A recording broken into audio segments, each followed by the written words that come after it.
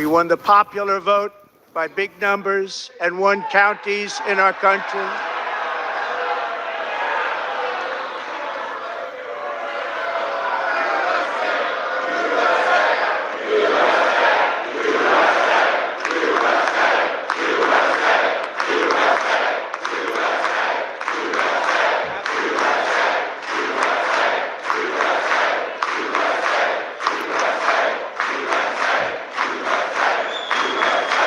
And won counties in our country, 2,700 to 525, on a map that reads almost completely red for Republican.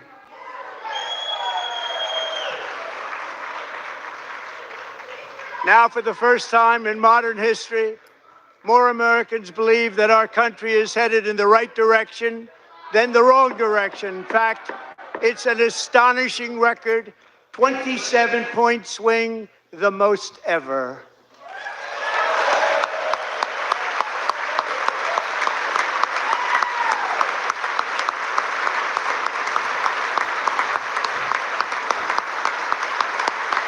Likewise, small business optimism saw its single largest one-month gain ever recorded, Mr. President. a 41-point jump.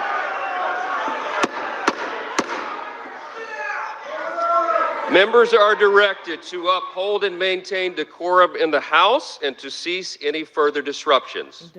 That's your warning.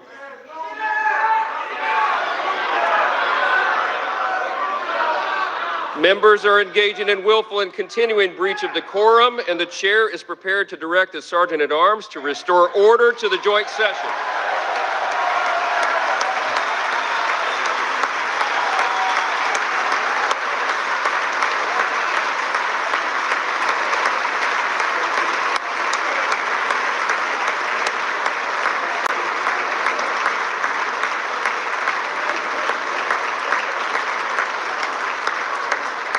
Mr. Green, take your seat. Take your seat, sir. Take your seat. Finding that members continue to engage in willful and concerted disruption of proper decorum, the chair now directs the Sergeant-at-Arms to restore order. Remove this gentleman from the chamber.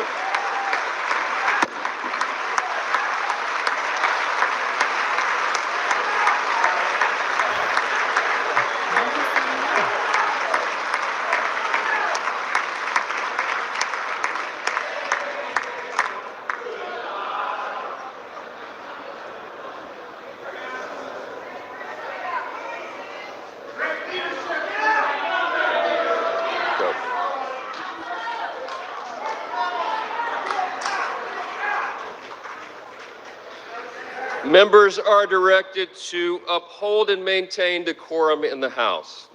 Mr. President, you continue. Thank you. Over the past 6 weeks, I have signed nearly 100 executive orders and taken more than 400 executive actions, a record to restore common sense, safety, optimism, and wealth all across our wonderful land. The people elected me to do the job, and I'm doing it.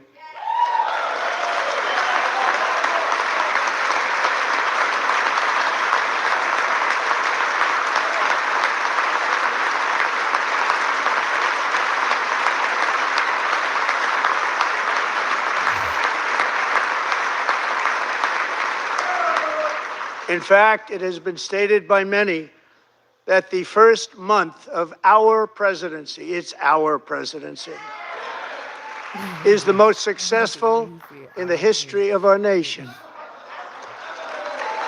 By many.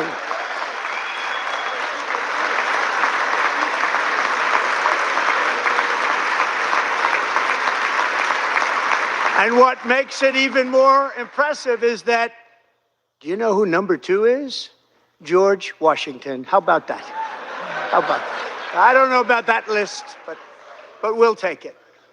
Within hours of taking the oath of office, I declared a national emergency on our southern border, and I deployed the U.S. military and Border Patrol to repel the invasion of our country. And what a job they've done.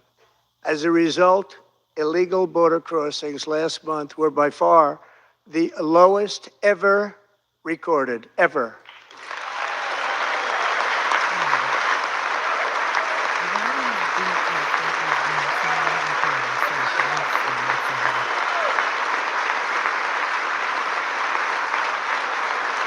They heard my words and they chose not to come. Much easier that way. In comparison, under Joe Biden, the worst president in American history, there were hundreds of thousands of illegal crossings a month, and virtually all of them, including murderers, drug dealers, gang members, and people from mental institutions and insane asylums, were released into our country. Who would want to do that? This is my fifth such speech to Congress. And once again, I look at the Democrats in front of me, and I realize there is absolutely nothing I can say to make them happy or to make them stand or smile or applaud. Nothing I can do. I could find a cure to the most devastating disease, a disease that would wipe out entire nations, or announce the answers to the greatest economy in history, or the stoppage of crime to the lowest levels ever recorded. And these people sitting right here will not clap, will not stand, and certainly will not cheer for these astronomical achievements. They won't do it, no matter what. Five times I've been up here. It's very sad, and it just shouldn't be this way.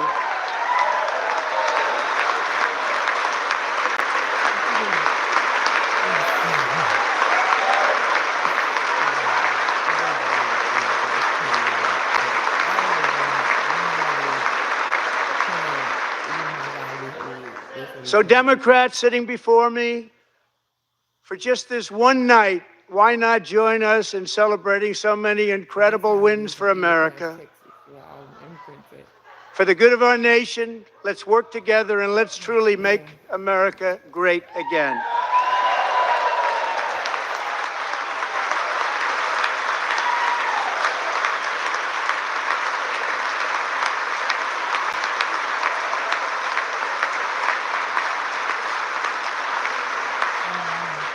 Every day, my administration is fighting to deliver the change America needs to bring a future that America deserves, and we're doing it. This is a time for big dreams and bold action. Upon taking office, I imposed an immediate freeze on all federal hiring, a freeze on all new federal regulations, and a freeze on all foreign aid.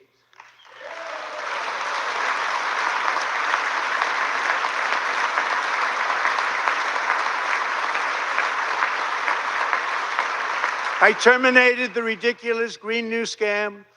I withdrew from the unfair Paris Climate Accord, which was costing us trillions of dollars that other countries were not paying.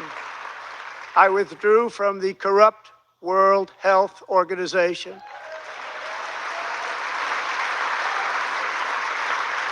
And I also withdrew from the anti-American UN Human Rights Council.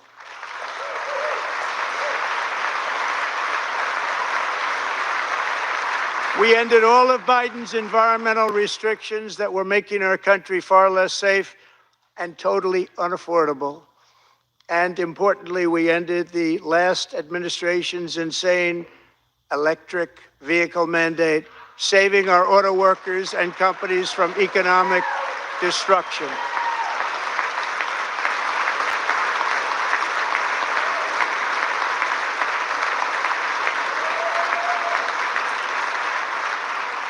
To unshackle our economy, I have directed that for every one new regulation, 10 old regulations must be eliminated, just like I did in my very successful first term.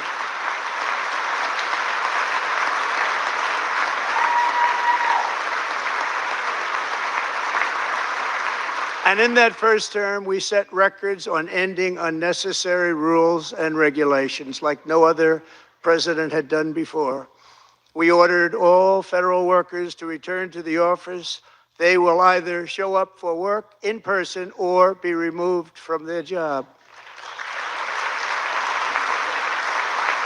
So tell my ex-friend she gotta go to work now. She considered her with her friends, so she thought she was gonna stay at home. And we have ended weaponized government where, as an example, a sitting president is allowed to viciously prosecute his political opponent, like me. How did that work out? Not too good. Not too good.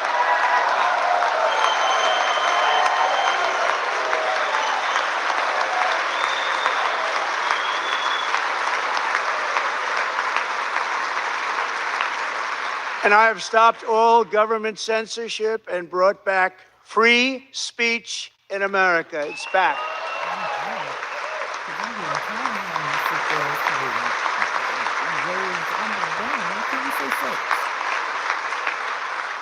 And 2 days ago, I signed an order making English the official language of the United States of America.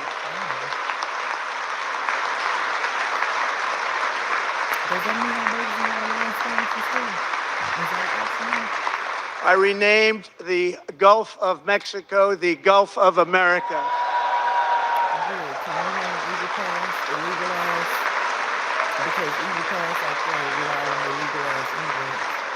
And likewise, I renamed, for a great president, William McKinley, Mount McKinley again.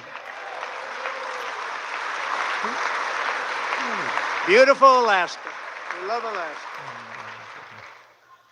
We've ended the tyranny of so-called diversity, equity, and inclusion policies all across the entire federal government and indeed the private sector and our military. And our country will be woke no longer.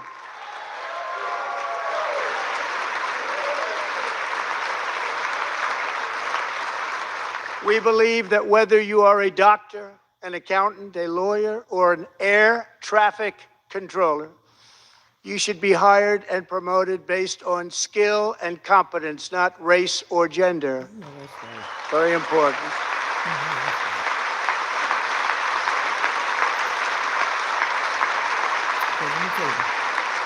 You should be hired based on merit. And the Supreme Court, in a brave and very powerful decision, has allowed us to do so. Thank you. Thank you very much. Thank you. We have removed the poison of critical race theory from our public schools, and I signed an order making it the official policy of the United States government that there are only two genders, male and female.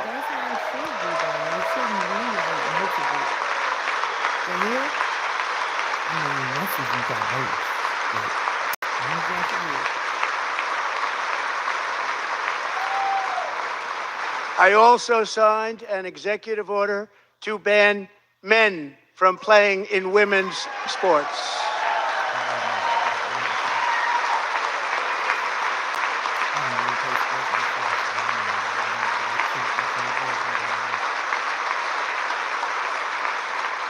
Three years ago, Peyton McNabb was an all-star high school athlete, one of the best, preparing for a future in college sports.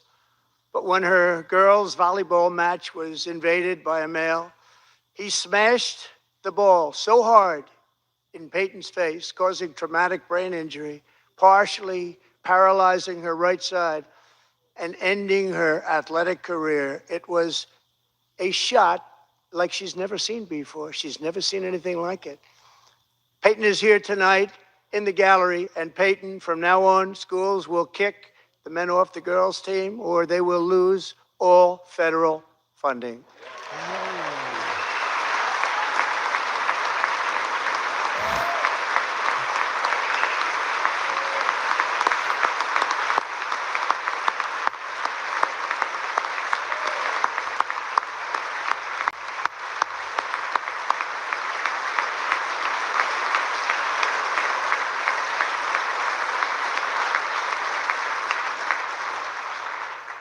And if you really want to see numbers, Just take a look at what happened in the women's boxing, weightlifting, track and field, swimming, or cycling, where a male recently finished a long-distance race 5 hours and 14 minutes ahead of a woman for a new record by 5 hours. Broke the record by 5 hours. It's demeaning for women, and it's very bad for our country. We're not going to put up with it any longer.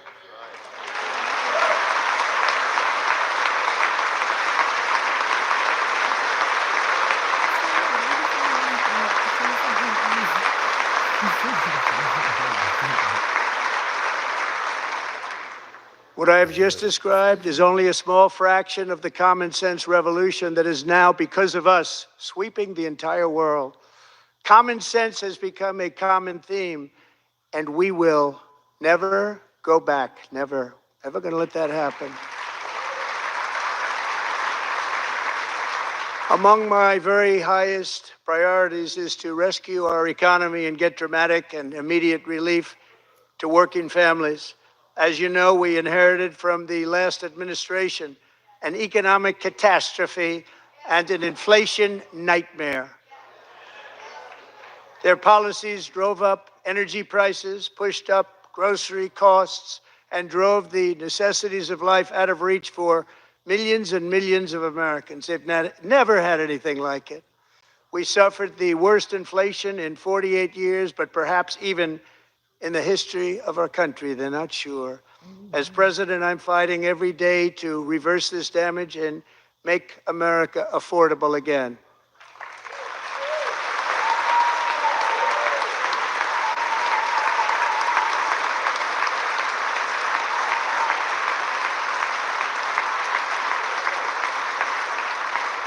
Joe Biden especially let the price of eggs get out of control.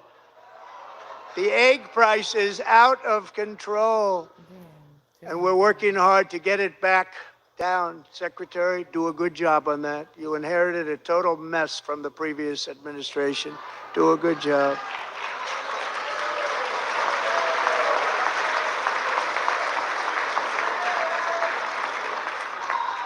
A major focus of our fight to defeat inflation is rapidly reducing the cost of energy.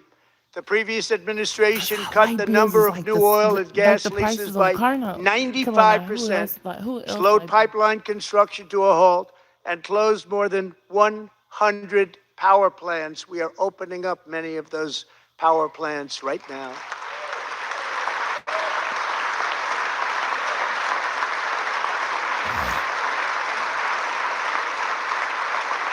And frankly, we have never seen anything like it. That's why on my first day in office, I declared a national energy emergency. As you've heard me say many times, we have more liquid gold under our feet than any nation on earth, and by far. And now I fully authorize the most talented team ever assembled to go and get it. It's called Drill, Baby, Drill.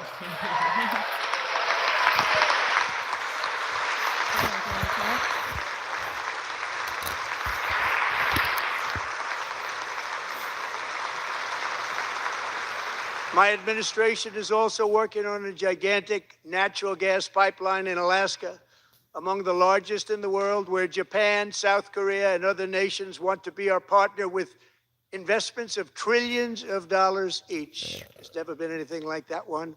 It will be truly spectacular. It's all set to go. The permitting is gotten.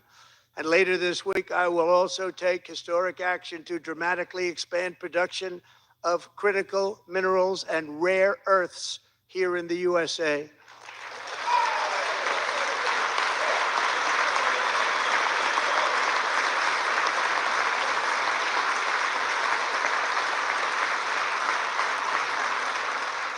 To further combat inflation, we will not only be reducing the cost of energy, but will be ending the flagrant waste of taxpayer dollars.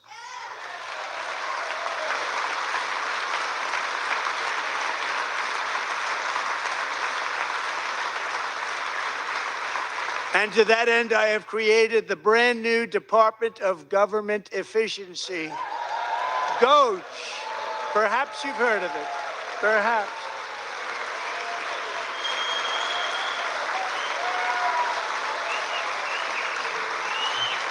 Which is headed by Elon Musk, who is in the gallery tonight.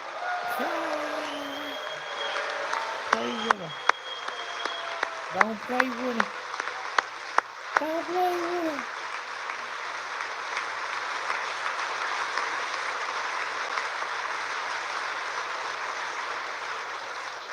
Thank you, Elon. He's working very hard. He didn't need this.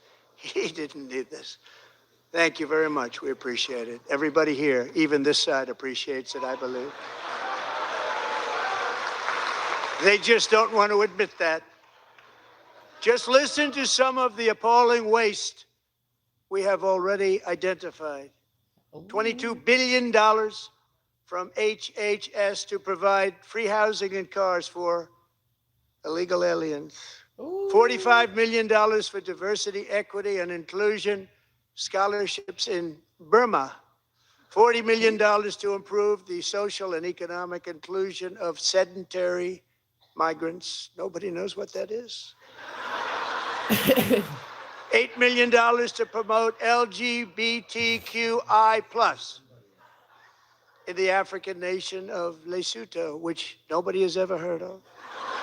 $60 million for indigenous peoples and Afro-Colombian empowerment in Central America. $60 million. $8 million for making mice transgender. This is real. $32 million for a left-wing propaganda operation in Moldova. $10 million for male circumcision in Mozambique. $20 million for the Arab Sesame Street in the Middle East. It's a program. $20 million for a program. $1.9 billion to recently created Decarbonization of Homes Committee, headed up, and we know she's involved. Just at the last moment, the money was passed over by a woman named Stacey Abrams. Have you ever heard of her? A $3.5 million consulting contract for lavish fish monitoring. $1.5 million for voter confidence in Liberia. $14 million for social cohesion in Mali. $59 million for illegal alien hotel rooms in New York City. $1.1 billion for Hurricane Harvey in Texas. $250,000 to increase vegan local climate action innovation in Zambia. $42 million for social and behavior change in Uganda. $14 million for improving public procurement in Serbia. $47 million for improving learning outcomes in Asia. Asia's doing very well with learning. I don't know what we're doing. Should use it ourselves. That part. And $101 million for DEI contracts at the Department of Education, the most ever paid, nothing even like it. Under the Trump administration, all of these scams, and they're far worse, but I didn't think it was appropriate to talk about them. They're so bad. Many more have been found out and exposed and swiftly terminated by a group of very intelligent, mostly young people, headed up by Elon, and we appreciate it. We found hundreds of billions of dollars of fraud. Like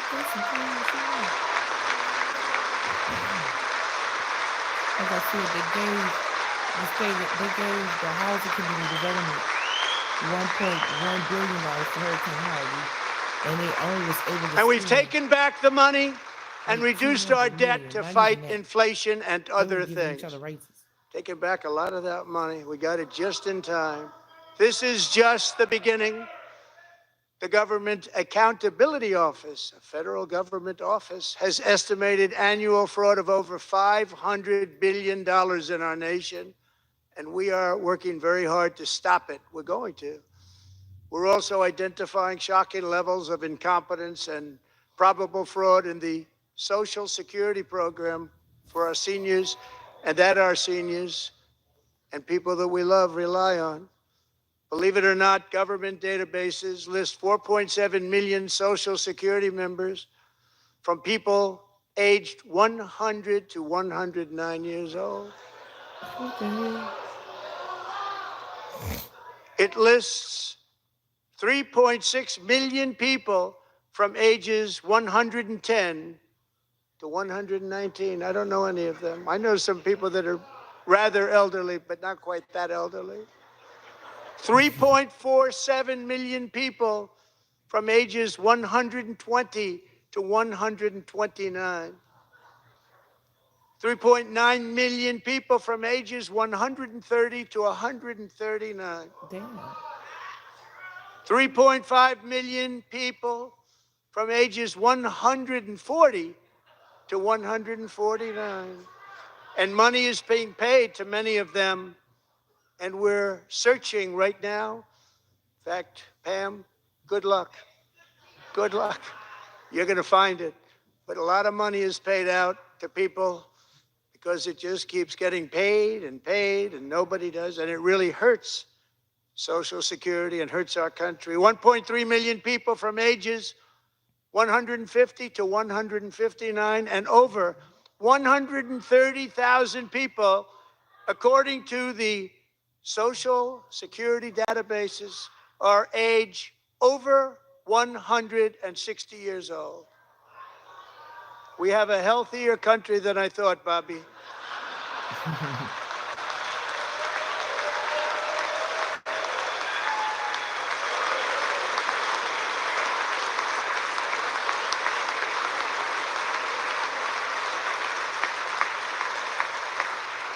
Including, to finish, 1,039 people between the ages of 220 and 229, one person between the age of 240 and 249, and one person is listed at 360 years of age.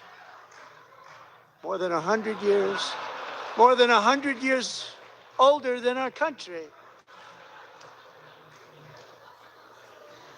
But we're going to find out where that money's going, and it's not going to be pretty. By slashing all of the fraud, waste, and theft we can find, we will defeat inflation, bring down mortgage rates, lower car payments and grocery prices, protect our seniors, and put more money in the pockets of American families.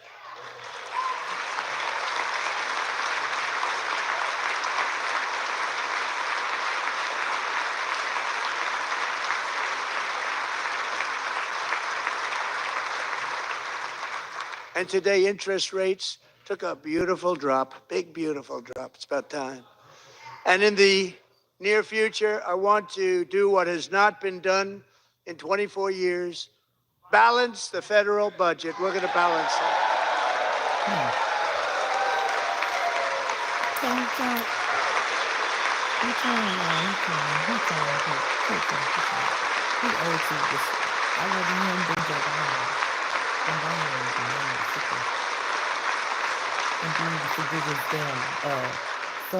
With that goal in mind, we have developed in great detail what we are calling the Gold Card, which goes on sale very, very soon. For $5 million, we will allow the most successful job-creating people from all over the world to buy a path to U.S. citizenship. It's like the green card, but better and more sophisticated. And these people will have to pay tax in our country. They won't have to pay tax from where they came.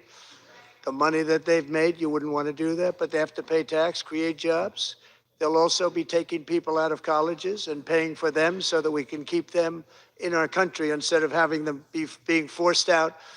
Number one, at the top school, as an example, being forced out and not being allowed to stay and create tremendous numbers of jobs and great success for a company out there. So while we take out the criminals, killers, traffickers, and child predators who are allowed to enter our country under the open border policy of these people, the Democrats, the Biden administration, the open border insane policies that you've allowed to destroy our country, we will now bring in brilliant, hardworking, job-creating people.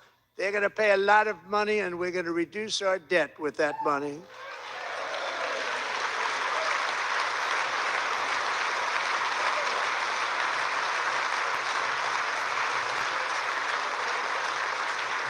Americans have given us a mandate for bold and profound change.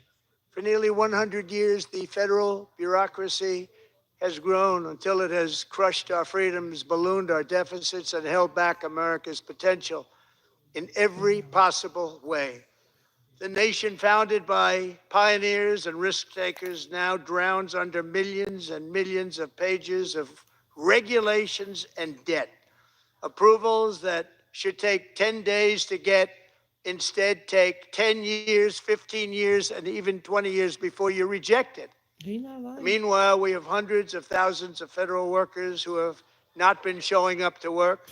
My administration will reclaim power from this unaccountable bureaucracy, and we will restore true democracy to America again. They're not doing the work at home either. They just getting paid. They're not doing work. Trump see that. Most of them have their own businesses and any federal bureaucrat who resists this change will be removed from office immediately. Thank God. Because we are draining the swamp. It's very simple. And the days of rule by unelected bureaucrats are over.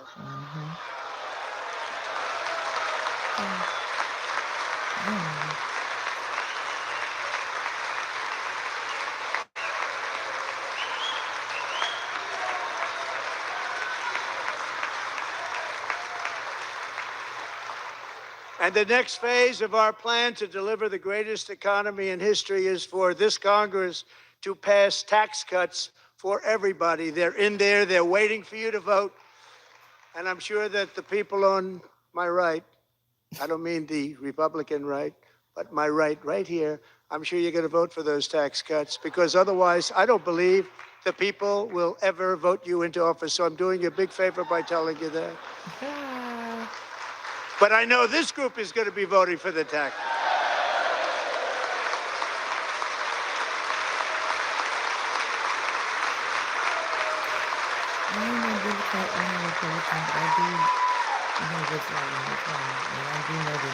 Thank you. It's a very, very big part of our plan. We had tremendous success in our first term with it. A very big part of our plan. We're seeking permanent income tax cuts all across the board. And to get urgently needed relief to Americans hit especially hard by inflation. I'm calling for no tax on tips, no tax on overtime, and no tax on Social Security benefits for our great seniors. They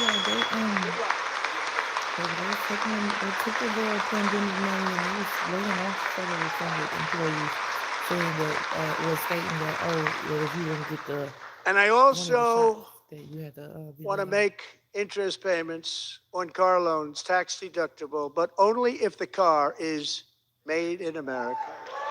That's right.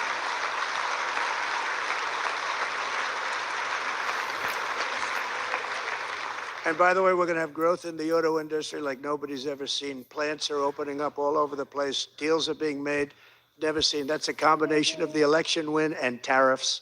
It's a beautiful word, isn't it?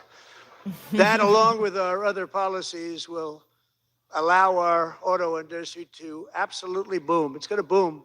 Spoke to the majors today, all three, the top people, and they're so excited. In fact, already numerous car companies have announced that they will be building massive automobile plants in America, with Honda just announcing a new plant in Indiana, one of the largest anywhere in the world.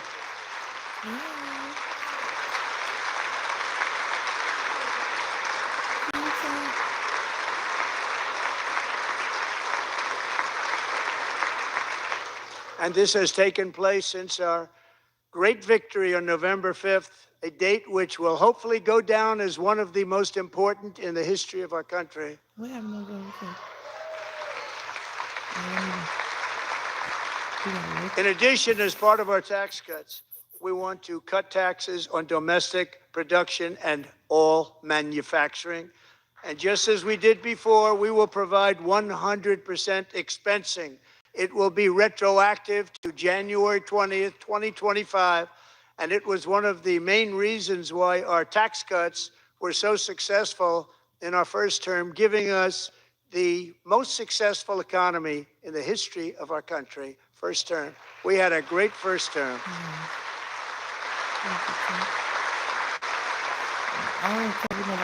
If you don't make your product in America, however, under the Trump administration, you will pay a tariff, and in some cases, a rather large one. Other countries have used tariffs against us for decades, and now it's our turn to start using them against those other countries. On average, the European Union, China, Brazil, India, Mexico, and Canada, have you heard of them? And countless other nations charge us tremendously higher tariffs than we charge them. It's very unfair. India charges us auto tariffs higher than 100%. China's average tariff on our products is twice what we charge them. And South Korea's average tariff is 4 times higher. Think of that, 4 times higher. Yeah. And we give so much help militarily and in so many other ways to South Korea. But that's what happens. This is happening by friend and foe. This system is not fair to the United States and never was. And so on April 2nd, I wanted to make it April 1st, but I didn't want to be accused of April Fool's Day. That's not, just one day cost us a lot of money. But we're going to do it in April. I'm a very superstitious person. April 2nd, reciprocal tariffs kick in. And whatever they tariff us, other countries, we will tariff them. That's reciprocal, back and forth. Whatever they tax us, we will tax them. If they do non-monetary tariffs to keep us out of their market, then we will do non-monetary barriers to keep them out of our market. That's right. There's a lot of that, too. They don't even allow us in their market.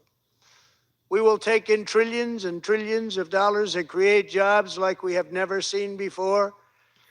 I did it with China and I did it with others, and the Biden administration couldn't do anything about it because there was so much money they couldn't do anything about it.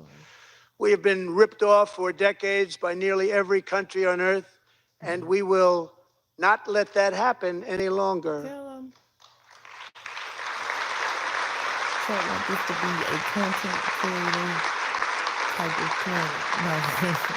Type of Much has been said over the last 3 months about Mexico and Canada, but we have very large deficits with both of them. But even more importantly, they've allowed fentanyl to come into our country at levels never seen before, killing hundreds of thousands of our citizens and many very young, beautiful people, destroying families. Nobody's ever seen anything like it. They are, in effect, receiving subsidies of hundreds of billions of dollars. We pay subsidies to Canada and to Mexico of hundreds of billions of dollars, and the United States will not be doing that any longer. We're not going to do it any longer.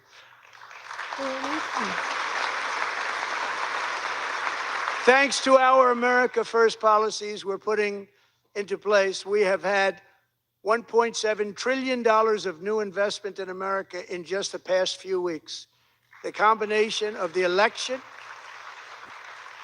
and our economic policies that people of SoftBank, one of the most brilliant anywhere in the world, announced a $200 billion investment. OpenAI and Oracle, Larry Ellison, announced $500 billion investment, which they wouldn't have done if Kamala had won. Apple announced $500 billion investment. Tim Cook called me. He said, I cannot spend it fast enough. It's going to be much higher than that, I believe.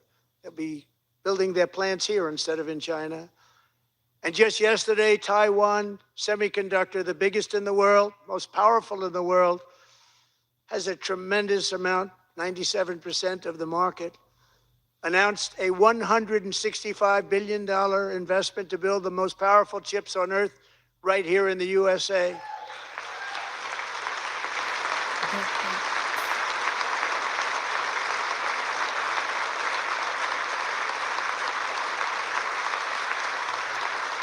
And we're not giving them any money. Your CHIPS Act is a horrible, horrible thing. We give hundreds of billions of dollars, and it doesn't mean a thing. They take our money and they don't spend it. All that meant to them, we're giving them no money. All that was important to them was they didn't want to pay the tariffs, so they came and they're building, and many other companies are coming. We don't have to give them money.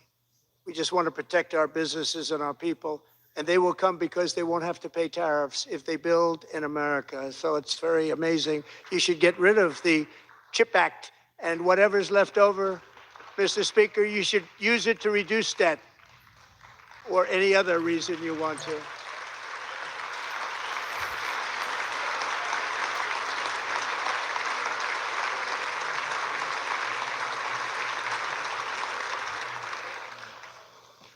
Our new trade policy will also be great for the American farmer. I love the farmer, who will now be selling into our home market, the USA, because nobody is going to be able to compete with you. Because there's goods that come in from other countries and companies. They're really in a bad position in so many different ways. They're uninspected. They may be very dirty and disgusting, and they come in and they pour in, and they hurt our American farmers. The tariffs will go on agricultural product coming into America, and our farmers, starting on April 2nd, it may be a little bit of an adjustment period. We had that before when I made the deal with China, $50 billion of purchases, and I said, just bear with me, and they did. They did. Probably have to bear with me again, and this will be even better. That was great.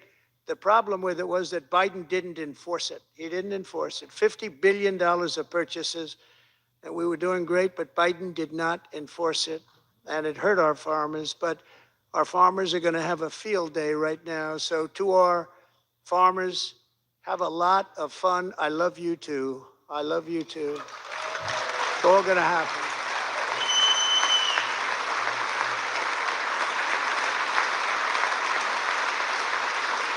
And I have also imposed a 25% tariff on foreign aluminum, copper, lumber, and steel, because if we don't have, as an example, steel and lots of other things, we don't have a military, and frankly, we just won't have a country very long.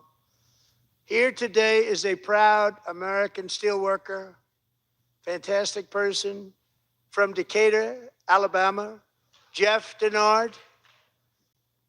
Has been working at the same steel plant for 27 years in a job that has allowed him to serve as the captain of his local volunteer fire department, raise 7 children with his beautiful wife, Nicole, and over the years provide a loving home for more than 40 foster children.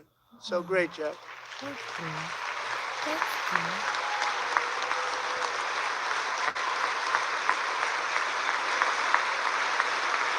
Thank you, Jeff.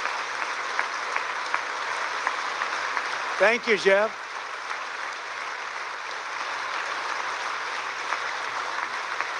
Stories like Jeff's remind us that tariffs are not just about protecting American jobs. They're about protecting the soul of our country. Tariffs are about making America rich again and making America great again, and it's happening, and it will happen rather quickly. There'll be a little disturbance, but we're okay with that. It won't be much. No, you're not. Oh. And look where Biden took us, very low, the lowest we've ever been. Jeff, I want to thank you very much. And I also want to recognize another person who has devoted herself to foster care community. She works so hard on it. A very loving person, our magnificent First Lady of the United States.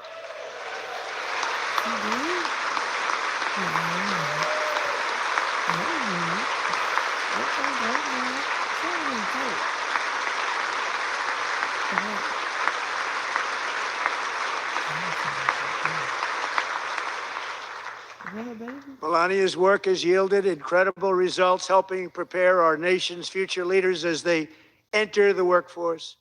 Our First Lady is joined by 2 impressive young women, very impressive. Haley Ferguson, who benefited from the First Lady's Fostering the Future initiative and is poised to complete her education and become a teacher. And Elliston Berry, who became a victim of an illicit deepfake image produced by a peer. With Elliston's help, the Senate just passed the Take It Down Act, and this is so important. Thank you very much, John. John Thune, thank you. Stand up, John. Thank you, John.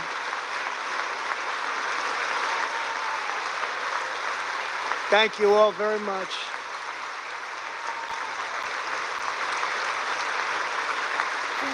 Thank you. And thank you to John Thune and the Senate. Great job.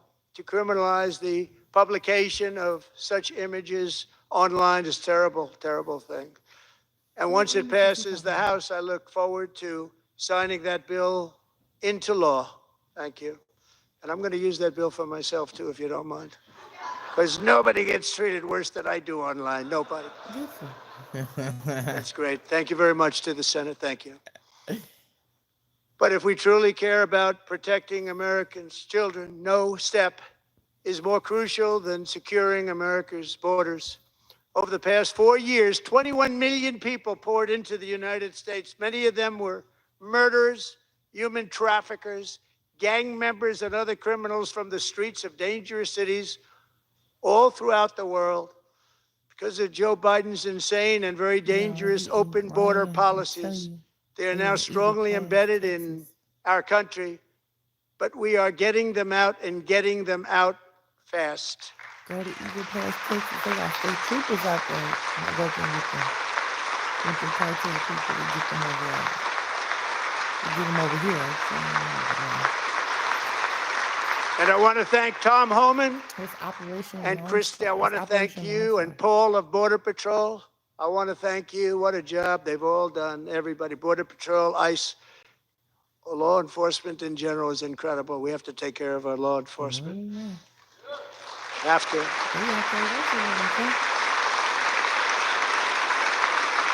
Last year,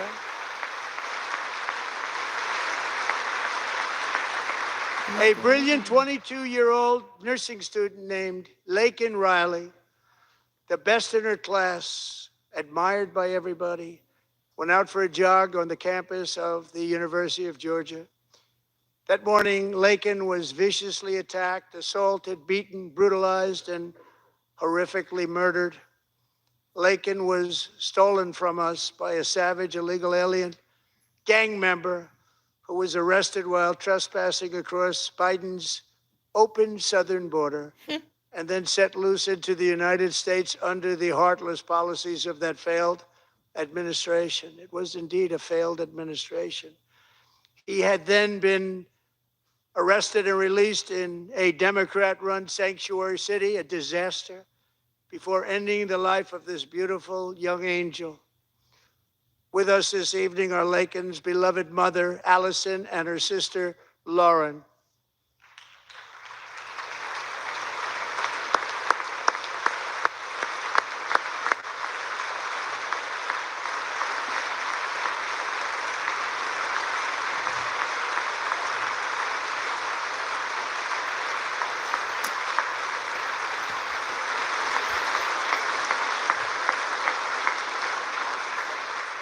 Last year, I told Laken's grieving parents that we would ensure their daughter would not have died in vain.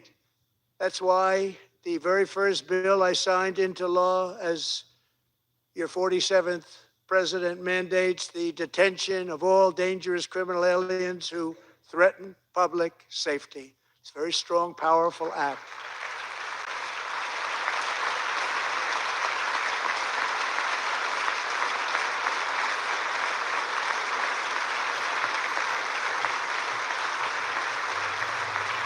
It's called the Laken-Riley Act.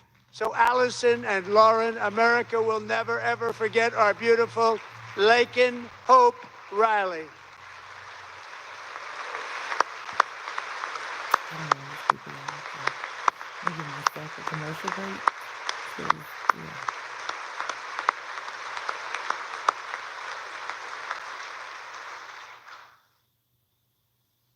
Thank you very much.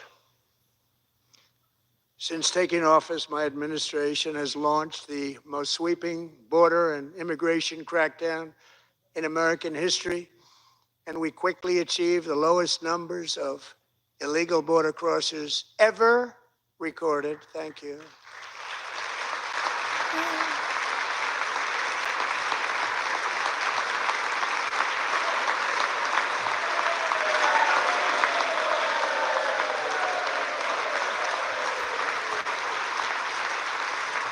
The media and our friends in the Democrat Party kept saying we needed new legislation. We must have legislation to secure the border.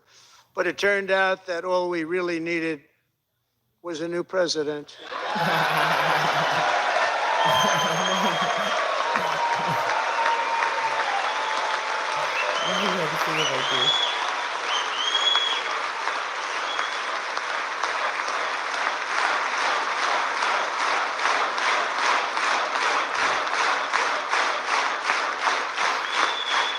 Thank you. Joe Biden didn't just open our borders, he flew illegal aliens over them to overwhelm our schools, hospitals, and communities throughout the country. Entire towns like Aurora, Colorado, and Springfield, Ohio, buckled under the weight of the migrant occupation and corruption like nobody's ever seen before. Beautiful towns destroyed. Yep. Now, just as I promised in my inaugural address, we are achieving the great liberation of America.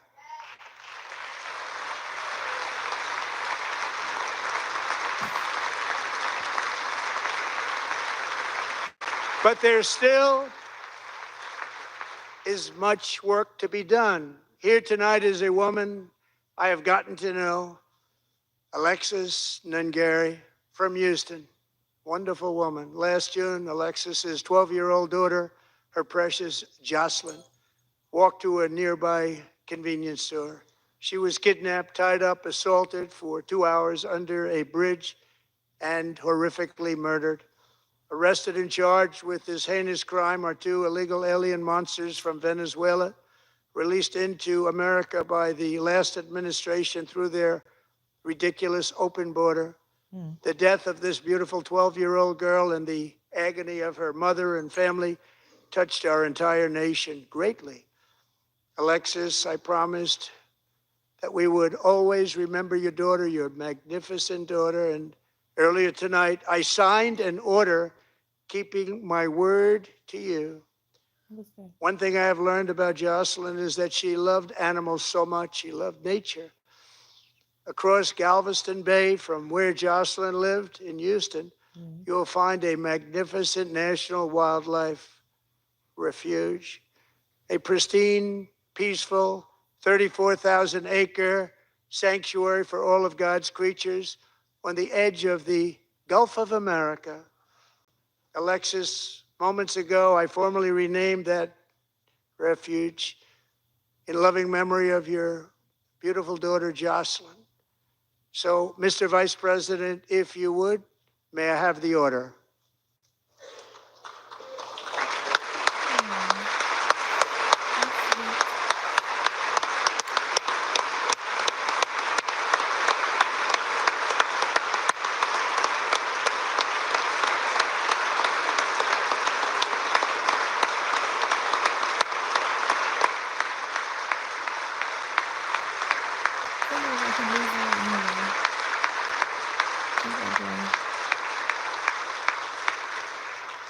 Thank you very much. All 3 savages charged with Jocelyn and Lakin's murders were members of the Venezuelan prison gang, the toughest gang, they say, in the world, known as Tren de Aragua.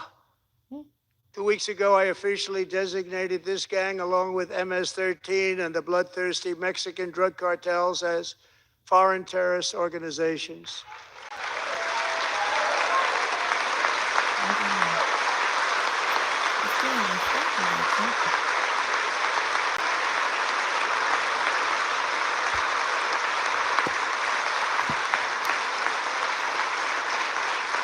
They are now officially in the same category as ISIS, and that's not good for them. Countless thousands of these terrorists were welcomed into the U.S. by the Biden administration. But now every last one will be rounded up and forcibly removed from our country, or, if they're too dangerous, put in jails, standing trial in this country, because we don't want them to come back ever. With us this evening is a warrior on the front lines of that battle, Border Patrol Agent Roberto Ortiz. Great guy.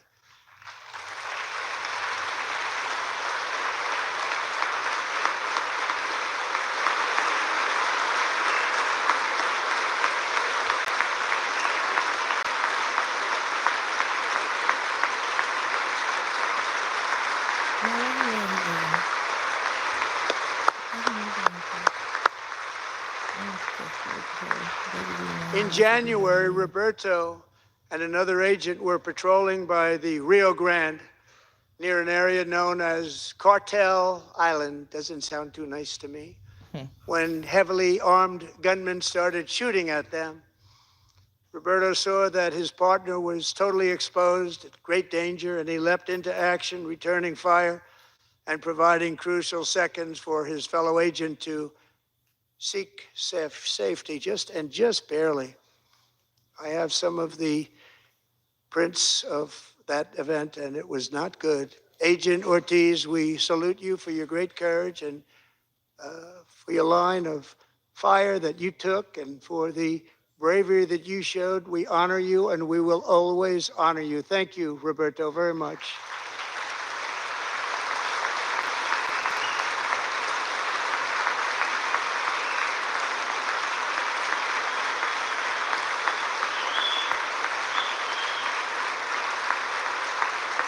Thank you, Roberto. And I actually got to know him on my many calls to the border. He's a great gentleman. The territory to the immediate south of our border is now dominated entirely by criminal cartels that murder, rape, torture, and exercise total control. They have total control over a whole nation, posing a grave threat to our national security. The cartels are waging war in America, and it's time for America to wage war on the cartels, which we are doing.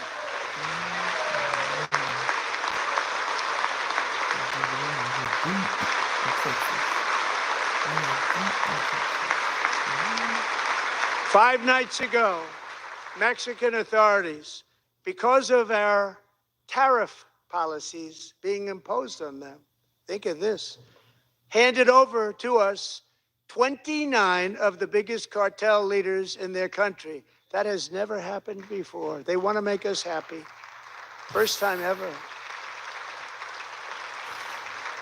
But we need Mexico and Canada to do much more than they've done, and they have to stop the fentanyl and drugs pouring into the USA. They're going to stop it. I have sent Congress a detailed funding request laying out exactly how we will eliminate these threats to protect our homeland and complete the largest deportation operation in American history, larger even than current record holder, President Dwight D. Eisenhower, a moderate man, but someone who believed very strongly in borders. Americans expect Congress to send me this funding without delay so I can sign it into law. So, Mr. Speaker, John Thune, both of you, I hope you're going to be able to do that, Mr. Speaker. Thank you. Mr. Leader, thank you. Thank you very much. And let's get it to me. I'll sign it so fast, you won't even believe it. Thank you.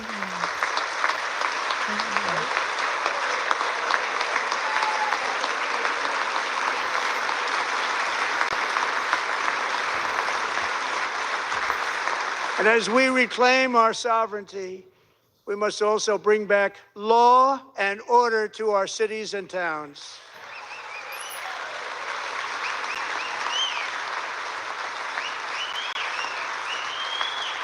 In recent years, our justice system has been turned upside down by radical left lunatics. Many jurisdictions virtually ceased enforcing the law against dangerous repeat offenders while weaponizing law enforcement against political opponents like me. My administration has acted swiftly and decisively to restore fair, equal, and impartial justice under the constitutional rule of law, starting at the FBI and the DOJ. Pam, good luck. Cash, wherever you may be, good luck. Good luck. Pam Bondi, good luck. So important. Going to do a great job. Cash, thank you. Thank you, Cash.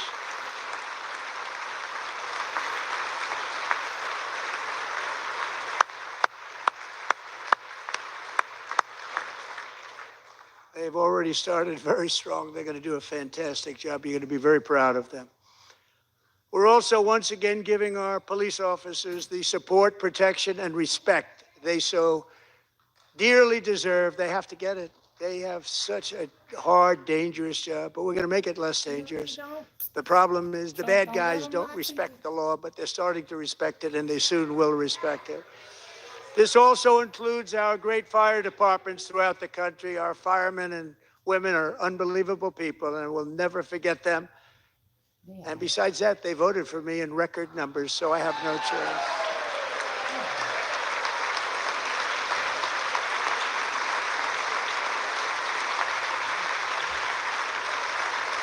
One year ago this month, 31-year-old New York police officer Jonathan Diller, unbelievably wonderful person and a great officer, was gunned down at a traffic stop on Long Island. I went to his funeral.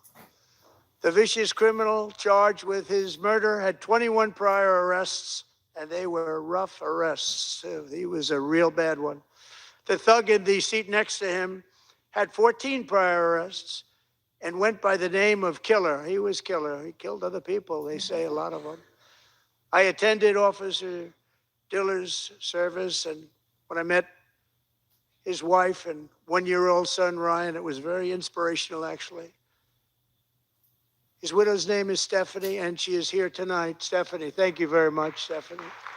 Thank you very much.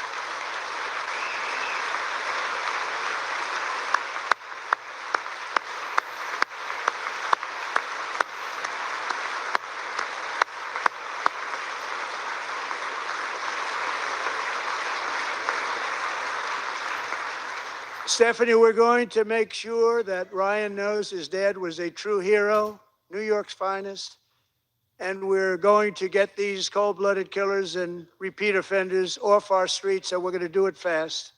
Got to stop it. They get out with 28 arrests. They push people into subway trains. They hit people over the head, back of the head with baseball bats. We got to get them out of here. I've already signed an executive order requiring a mandatory death penalty for anyone who murders a police officer. And tonight I'm asking Congress to pass that policy into permanent law.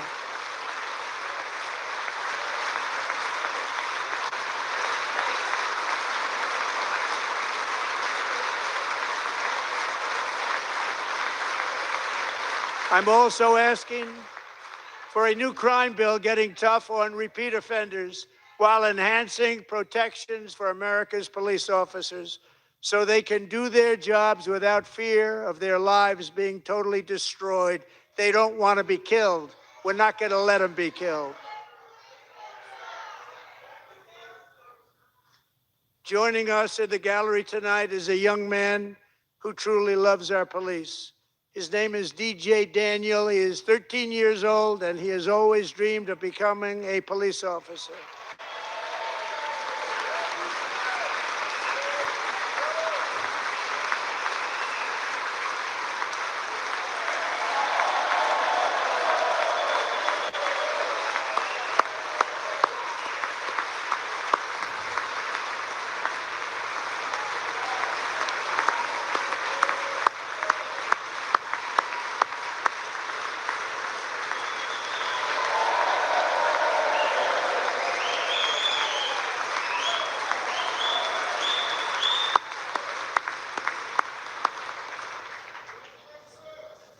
But in 2018, DJ was diagnosed with brain cancer. The doctors gave him 5 months at most to live. That was more than 6 years ago.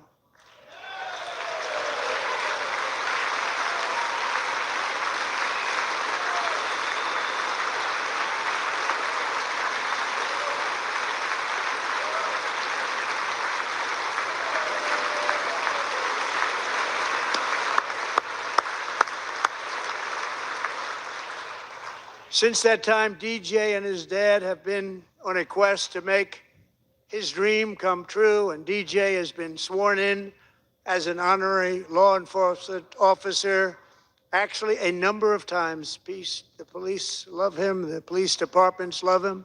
And tonight, DJ, we're going to do you the biggest honor of them all. I am asking our new Secret Service Director, Sean Curran, to officially make you an agent of the United States Secret Service.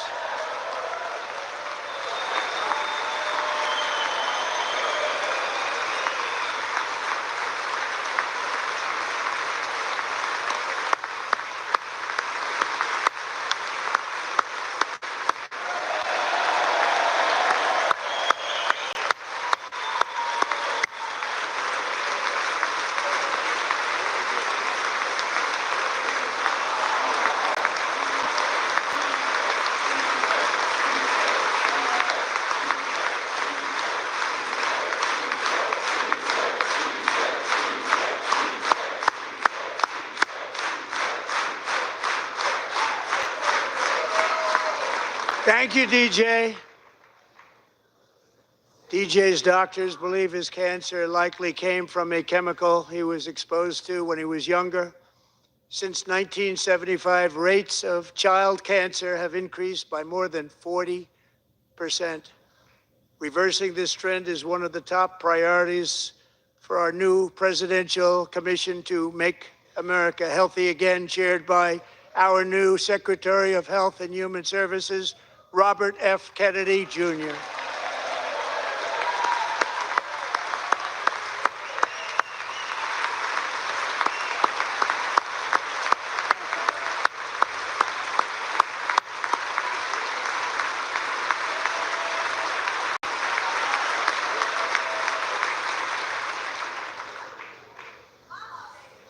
With the name Kennedy, you would have thought everybody over here would have been cheering.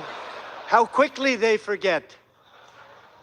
Our goal is to get toxins out of our environment, poisons out of our food supply, and keep our children healthy and strong.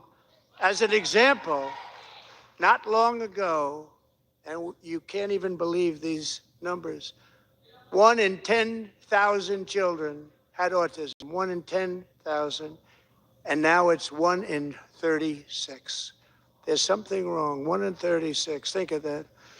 So we're going to find out what it is, and there's nobody better than Bobby and all of the people that are working with you. You have the best to figure out what is going on. Okay, Bobby, good luck. It's a very important job. Thank you. Go get him.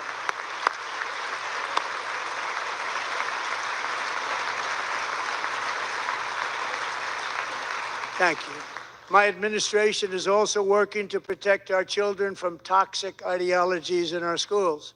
A few years ago, January Littlejohn and her husband discovered that their daughter's school had secretly socially transitioned their 13-year-old little girl.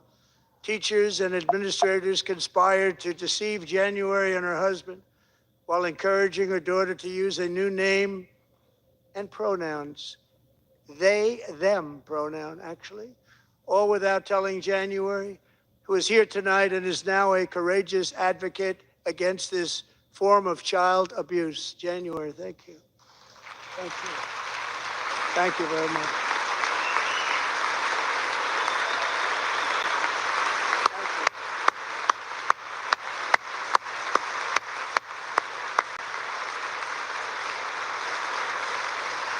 Thank you.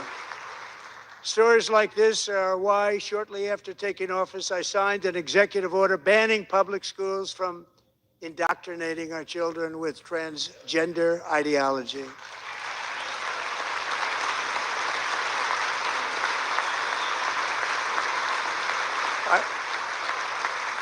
I also signed an order to cut off all taxpayer funding to any institution that engages in the sexual mutilation of our youth.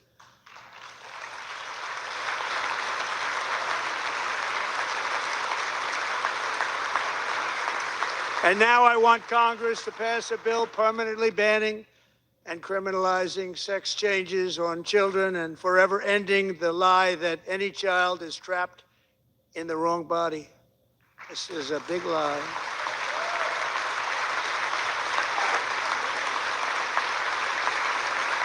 And our message to every child in America is that you are perfect exactly the way God made you.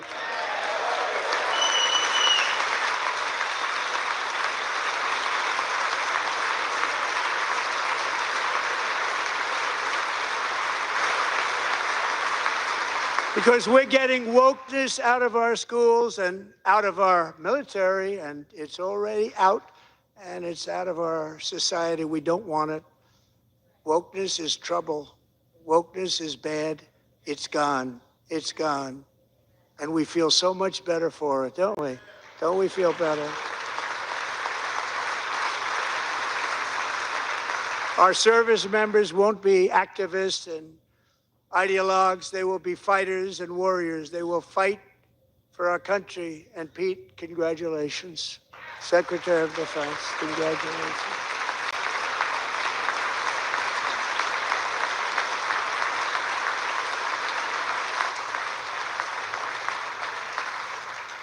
And he's not big into the woke movement, I can tell you. I know him well. I am pleased to report that in January, the U.S. Army had its single best recruiting month in 15 years, and that all armed services are having among the best recruiting results ever in the history of our services. What a difference.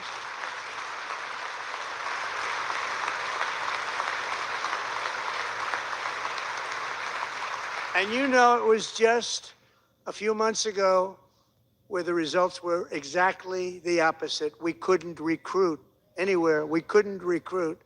Now we're having the best results just about that we've ever had. What a tremendous turnaround. It's really a beautiful thing to see. People love our country again. It's very simple. They love our country and they love being in our military again.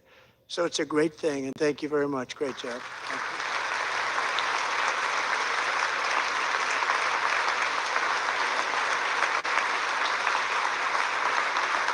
We're joined tonight by a young man, Jason Hartley, who knows the weight of that call of duty.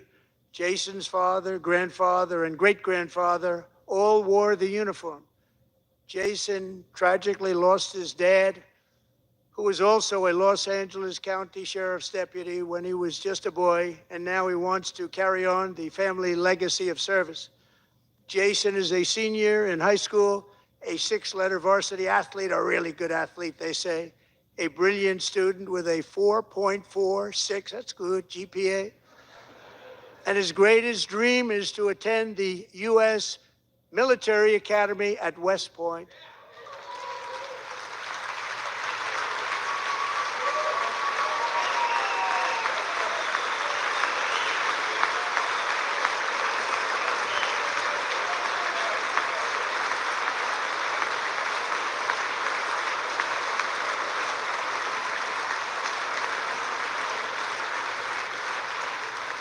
And Jason, that's a very big deal getting in. That's a hard one to get into. But I'm pleased to inform you that your application has been accepted.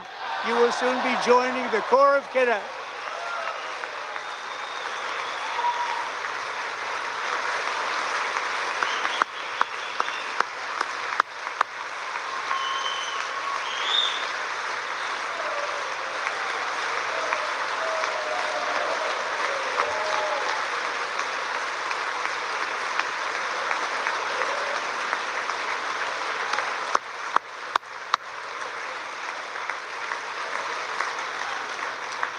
Thank you. Jason, you're going to be on the long gray line, Jason. As Commander-in-Chief, my focus is on building the most powerful military of the future. As a first step, I'm asking Congress to fund a state-of-the-art Golden Dome missile defense shield to protect our homeland, all made in the USA.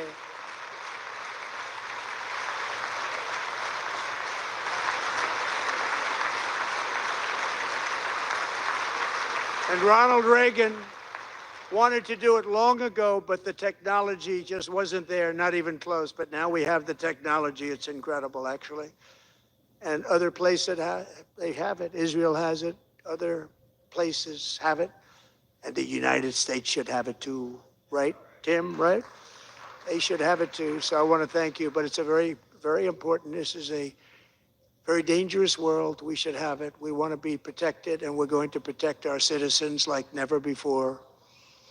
To boost our defense industrial base, we are also going to resurrect the American shipbuilding industry, including commercial shipbuilding and military shipbuilding.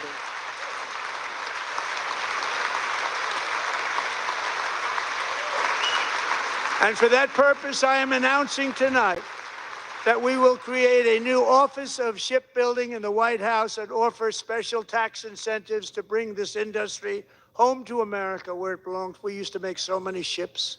We don't make them anymore very much, but we're going to make them very fast, very soon.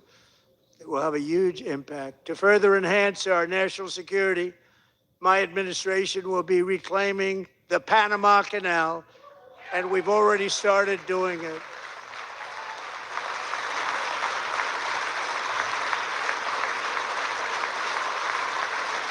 Just today, a large American company announced they are buying both ports around the Panama Canal and lots of other things having to do with the Panama Canal and a couple of other canals. The Panama Canal was built by Americans for Americans, not for others, but others could use it. But it was built at tremendous cost of American blood and treasure. 38,000 workers died building the Panama Canal.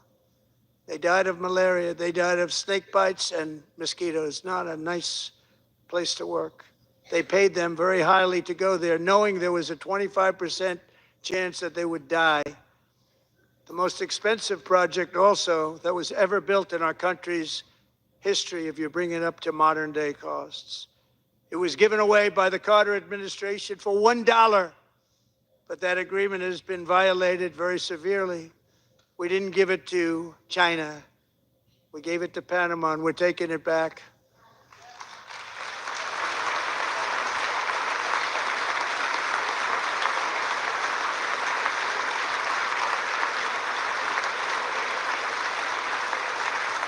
And we have Marco Rubio in charge. Good luck, Marco. Now, we know who to blame if anything goes wrong.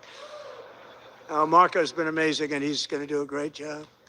Think of it. He got 100 votes.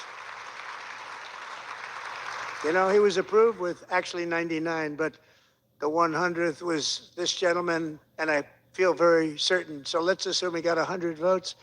And I'm either very, very happy about that or I'm very concerned about it. But he's already proven. I mean, he's a great gentleman. He's respected by everybody, and we appreciate you voting for Marco. He's going to do a fantastic job. Thank you. Thank you. He's doing a great job. Great job.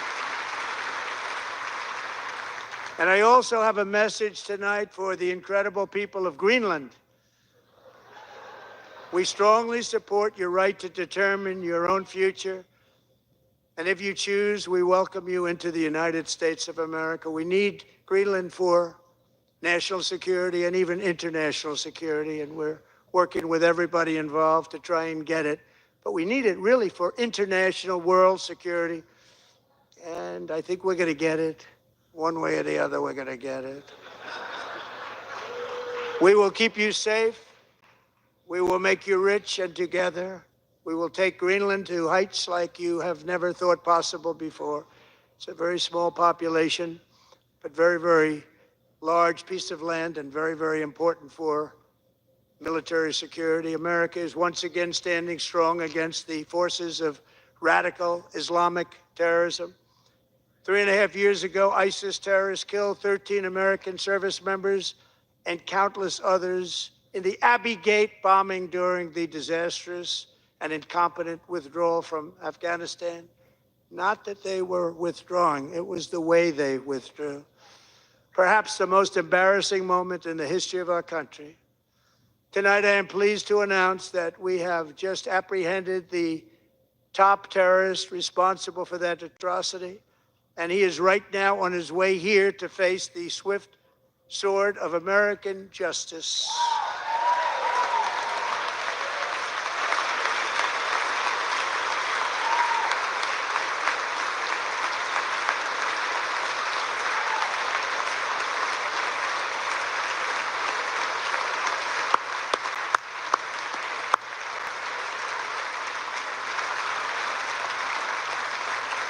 And I want to thank especially the government of Pakistan for helping arrest this monster.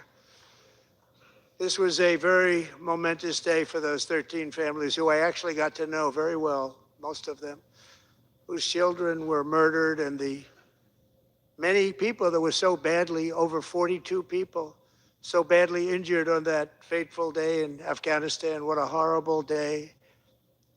Such incompetence was shown that when Putin saw what happened, I guess he said, wow, maybe this is my chance. That's how bad it was.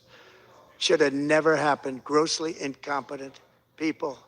I spoke to many of the parents and loved ones, and they're all in our hearts tonight. Just spoke to them on the phone. We had a big call. Every one of them called, and everybody was on the line, and they did nothing but cry with happiness. They were very happy, as happy as you can be under those circumstances. Their child, brother, sister, son, daughter was killed for no reason whatsoever. In the Middle East, we're bringing back our hostages from Gaza. In my first term, we achieved one of the most groundbreaking peace agreements in generations, the Abraham Accords.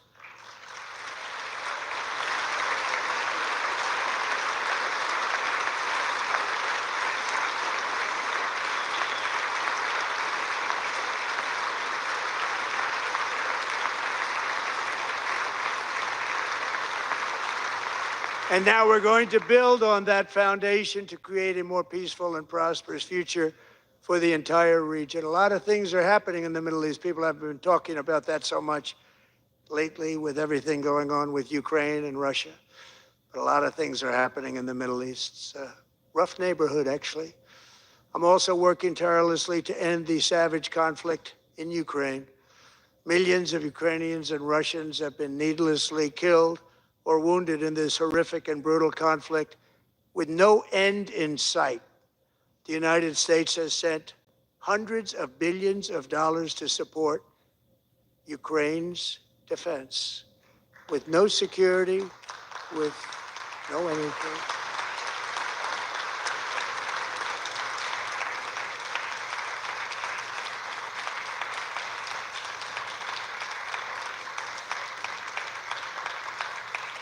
Do you want to keep it going for another 5 years? Yeah, you would say Pocahontas says yes.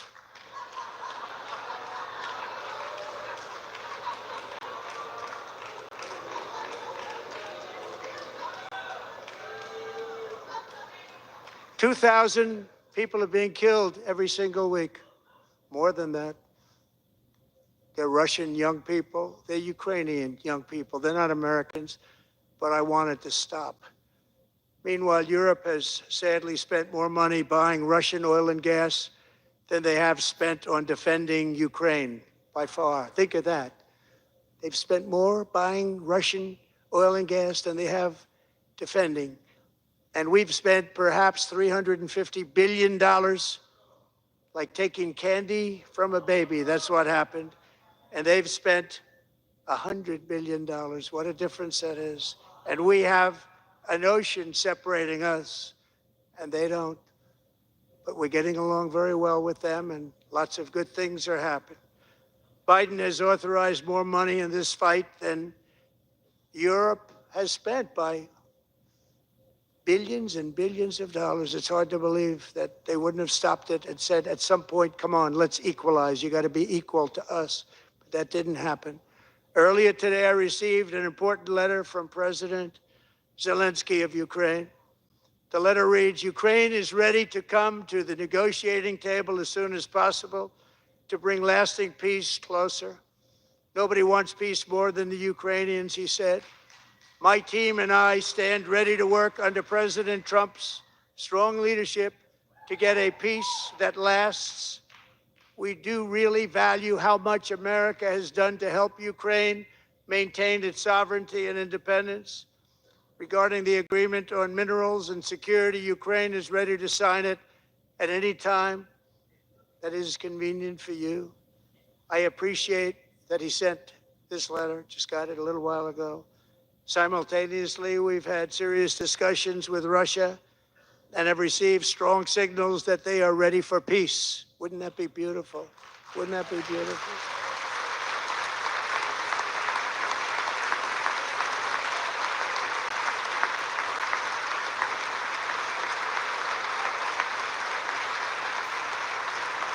Wouldn't that be beautiful?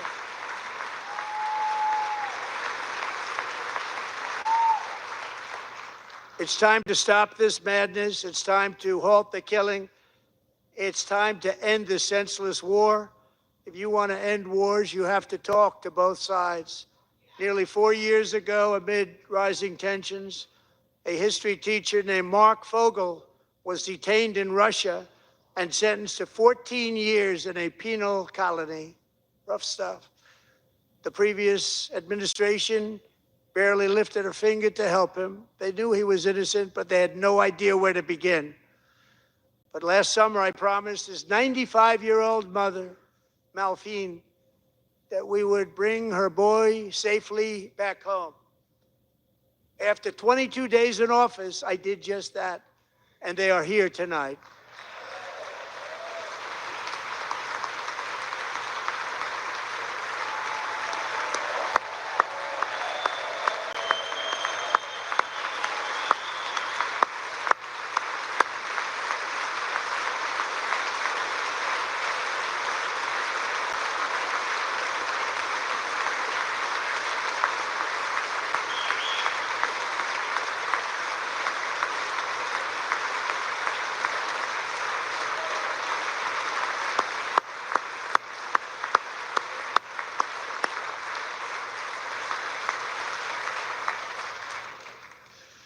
To Mark and his great mom, we are delighted to have you safe and sound and with us.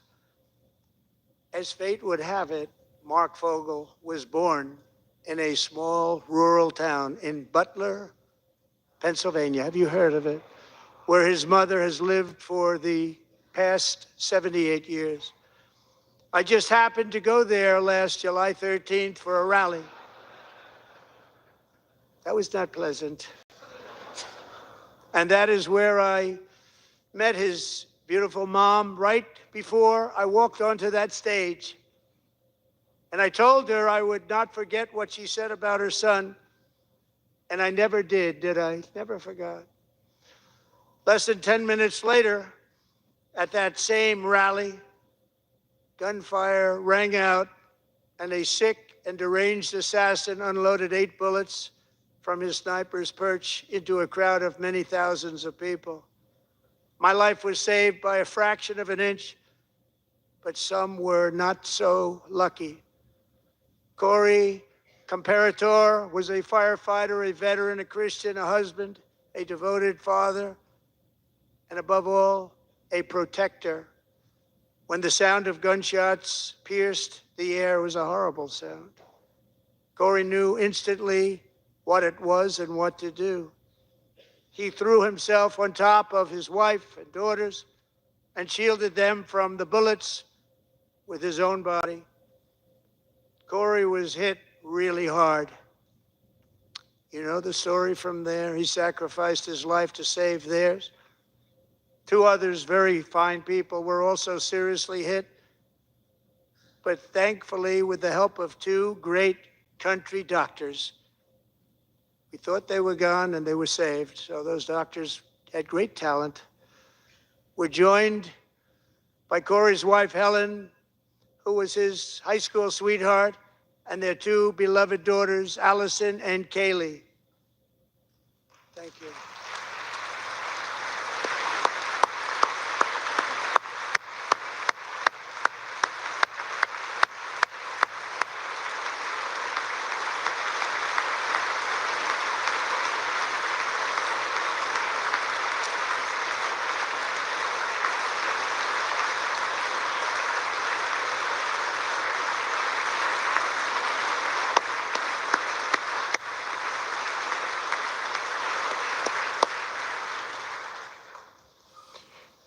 To Helen, Allison, and Kaylee, Corey is looking down on his three beautiful ladies right now, and he is cheering you on. He loves you.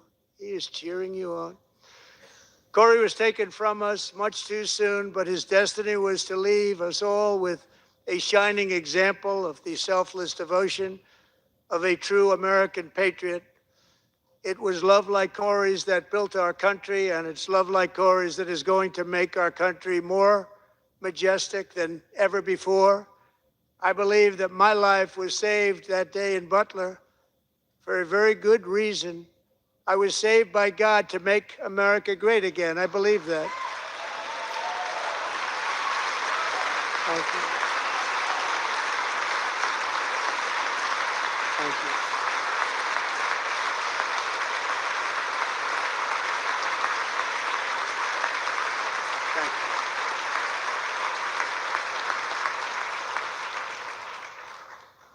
Thank you very much. From the patriots of Lexington and Concord to the heroes of Gettysburg and Normandy, from the warriors who crossed the Delaware to the trailblazers who climbed the Rockies, and from the legends who soared at Kitty Hawk to the astronauts who touched the moon, Americans have always been the people who defied all odds, transcended all dangers, made the most extraordinary sacrifices, and did whatever it took to defend our children, our country, and our freedom.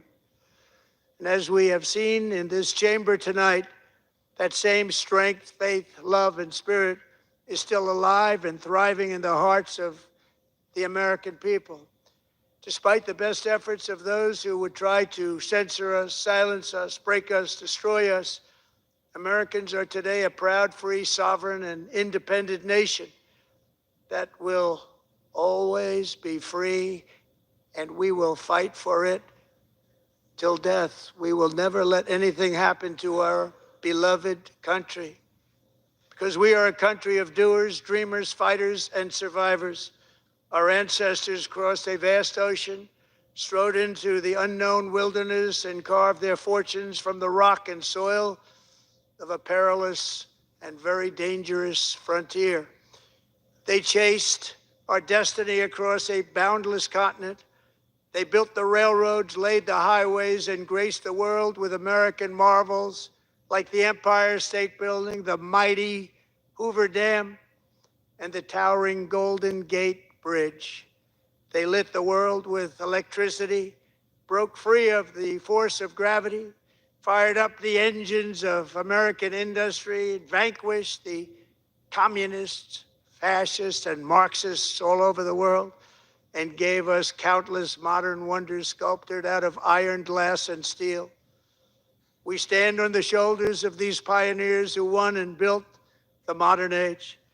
These workers who poured their sweat into the skylines of our cities. These warriors who shed their blood on fields of battle and gave everything they had for our rights and for our freedom. Now it is our time to take up the righteous cause of American liberty. And it is our turn to take America's destiny into our own hands and begin the most thrilling days in the history of our country. This will be our greatest era. With God's help, over the next 4 years, we are going to lead this nation even higher, and we are going to forge the freest, most advanced, most dynamic, and most dominant civilization ever to exist on the face of this earth.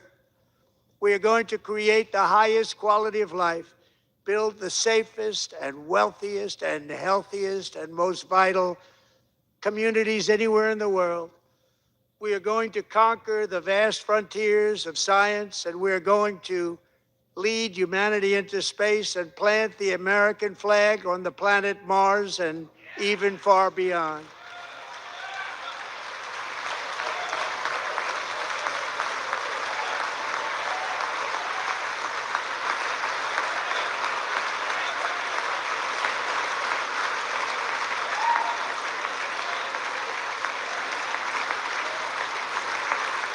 And through it all, we are going to rediscover the unstoppable power of the American spirit.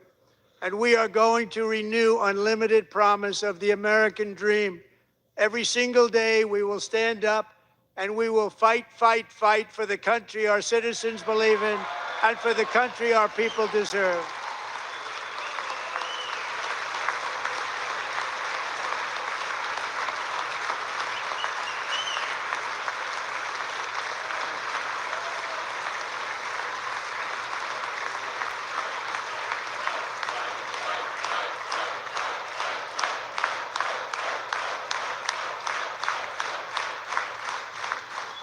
My fellow Americans, get ready for an incredible future because the golden age of America has only just begun. It will be like nothing that has ever been seen before. Thank you, God bless you, and God bless America.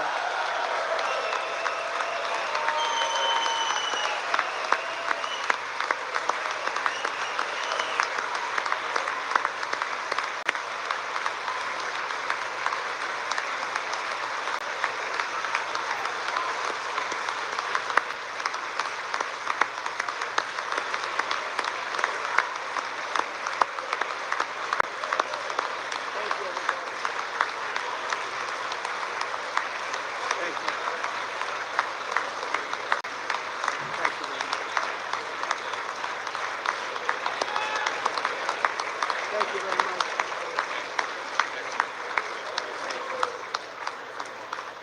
Thank you very much.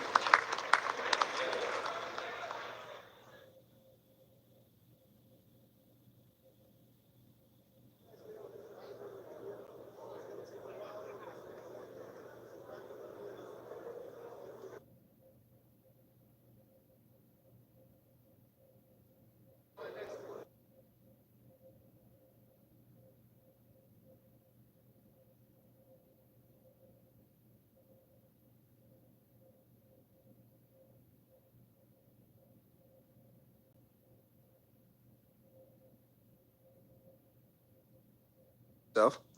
All right, so that's one of the best speeches we've seen from the president, of course. I just want to say thank you guys for spending your time with us tonight, watching this live stream together. I want to thank you guys for the super chats. I'm going to go through those right now.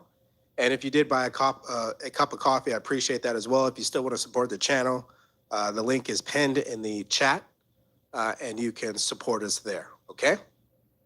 Now, what I'm going to do is read the super chats and do a little recap for everybody, okay?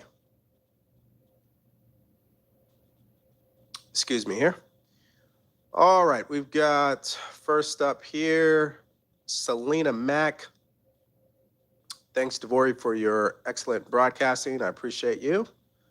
Little Fish writes, thanks, Devori, for reminding us that executive orders need to become laws, and we have to hold our reps and senators' feet to the fire and not coast. Yeah, so executive orders is kind of like a temporary situation. It's not permanent, right?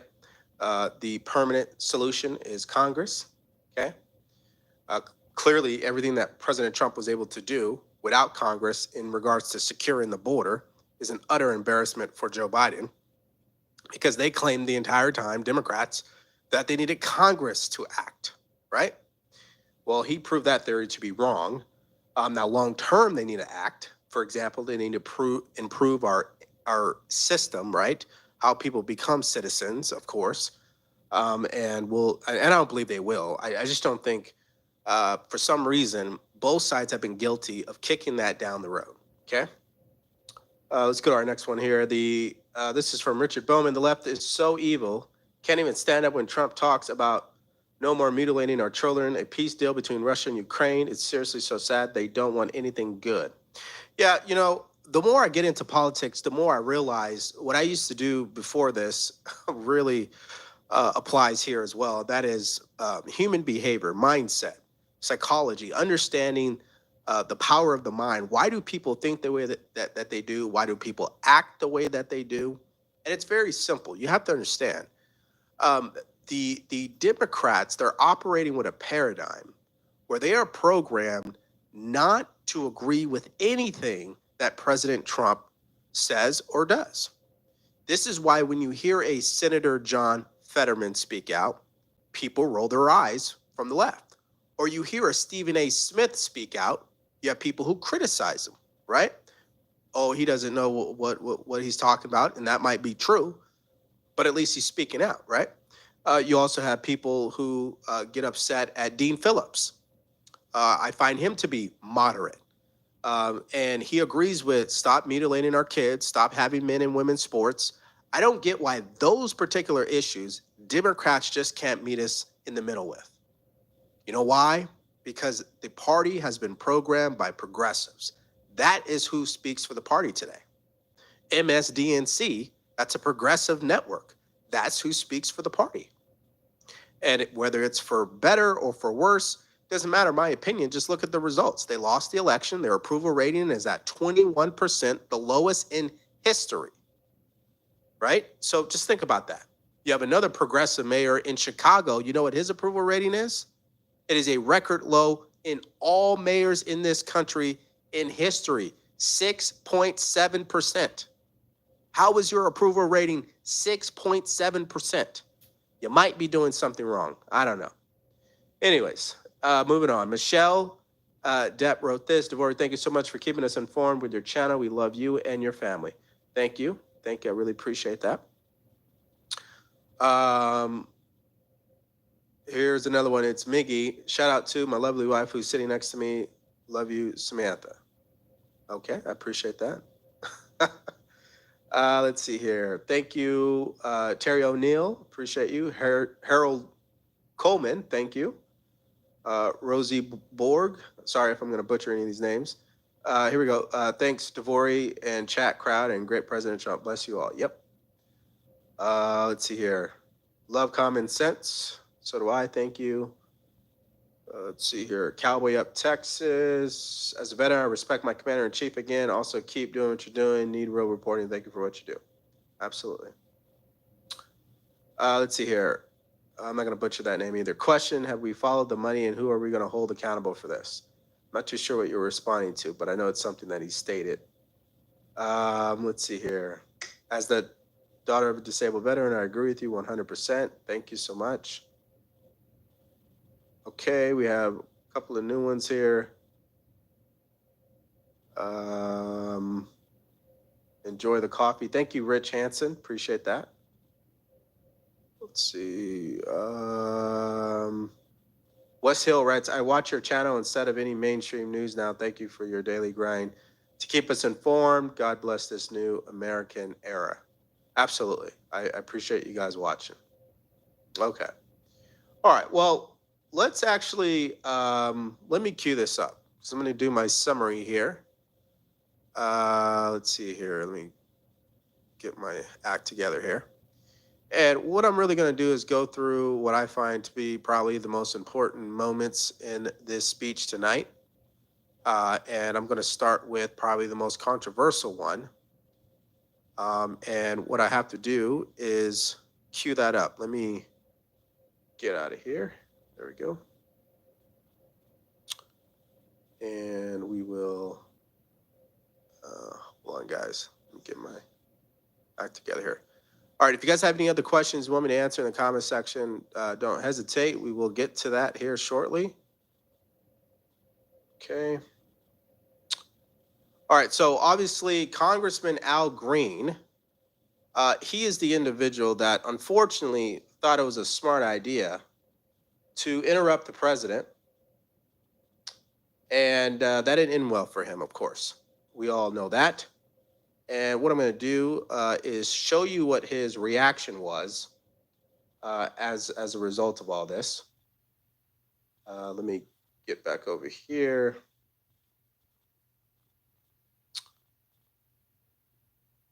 hold on for a second, everyone.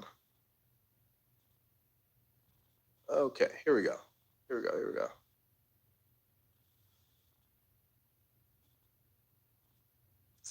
we go. Hold on. Let me fix that. Thank you for your patience.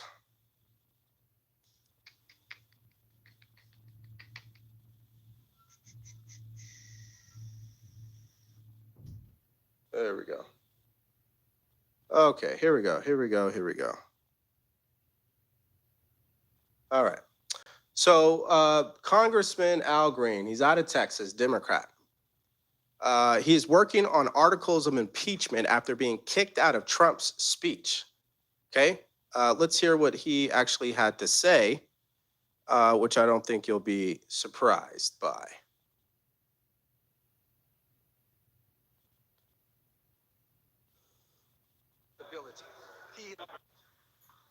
And I was making it clear to the president that he has no mandate to cut Medicaid. I have people who are very fearful. These are poor people, and they have only Medicaid in their lives when it comes to their health care. And I want him to know that his budget calls for deep cuts in Medicaid. He needs to save Medicaid, protect it. Okay. Yeah, unfortunately, this clip is, the volume is really low. So anyways, his excuse for why he did what he did was because he was trying to make the president aware that he's trying to cut Medicaid. Okay, so you think that's an appropriate time to interrupt the president? I'm not following. Okay, now because the volume is terrible on this, let me just read you this quote. Quote, I have other things I'm protesting. I'm also working on my articles of impeachment. This president is unfit. How long are you going to work on those articles of impeachment? Because you've been talking about that since day one. I'm curious on that. Or is that just me? I mean, these people are a joke. They really are. And I'm not too sure anything's going to change over the next 4 years for them, because this is a habit. This is what they know. Okay, that is very, very clear. Now, as a result of him being kicked out, at that point, I believe Trump was able to continue his speech without being interrupted. But what I want to do is just kind of touch on a couple of things. Obviously, he really highlighted his special guest from the people who lost their lives at the rally, to the hostages from Hamas, right, to cancer survivor, which Democrats refused to stand for, a 13-year-old boy. That's just shameful on their behalf.